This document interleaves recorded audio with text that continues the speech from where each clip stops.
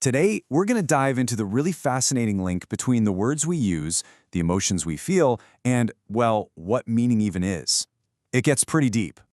So, let me start by asking you something. Do you ever kind of miss feeling things with that same intensity you had when you were a kid? You know, that pure, unfiltered joy, or even that crushing sadness? Well, believe it or not, there's a word for that exact feeling. In Mandarin, it's supposedly called yu yi. It's like the perfect word for something so many of us go through, but just can't seem to put our finger on in English. Or what about this one?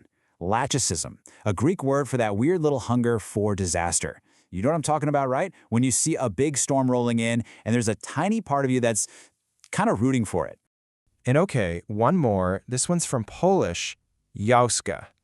This is something we all do. It's that imaginary conversation you just can't stop playing out in your head. You know, the perfect comeback you think of 5 hours too late, or that whole argument you practice in the shower. So looking at these three, which one really hits home for you? Which one feels like it fills the little hole in your own language you didn't even know was there?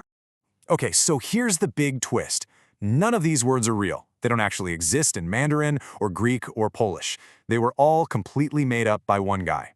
And that's where our story really kicks off. So if these words are totally fake, where did they come from? Well, they're part of a project by a guy named John Koenig called the Dictionary of Obscure Sorrows.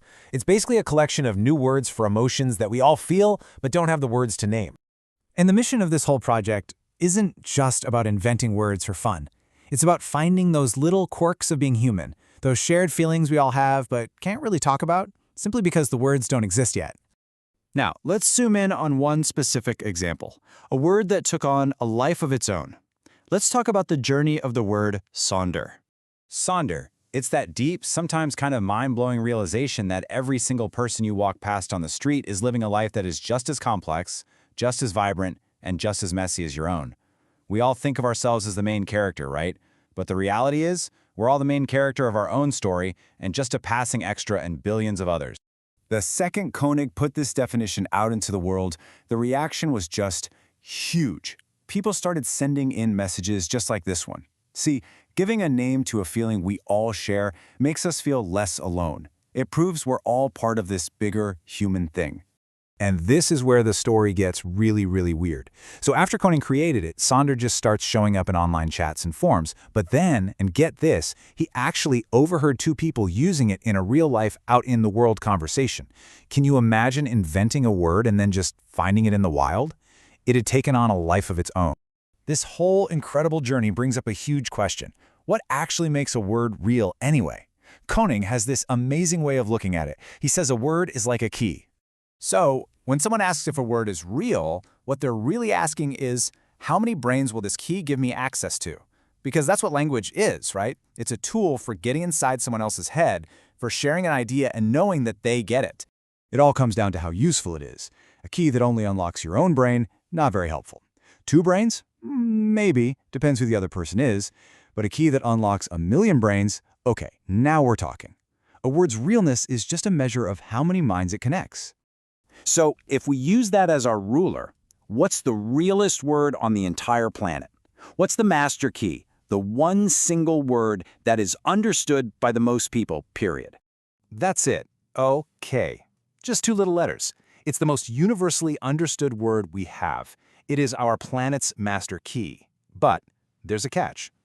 And the catch is, nobody really knows for sure what those 2 letters actually stand for. Isn't that wild? The most real word on Earth has a totally mysterious past.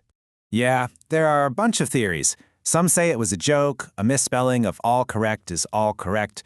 Others traced it back to a political slogan for a president nicknamed Old Kinderhook. But here's the most important part. It absolutely does not matter. The fact that its origin is basically irrelevant proves that the meaning doesn't come from the word itself. And that right there brings us to the final and I think most powerful idea of all. This isn't about the words. It's about us. We are the ones who make the meaning. Just think about it this way. All words are made up. Every single one. But we are real. Words are just empty containers. They have no meaning on their own. We are the ones who pour the meaning into them. We are the meaning makers. So I'm going to leave you with this thought from Bill Watterson, the genius behind Calvin and Hobbes.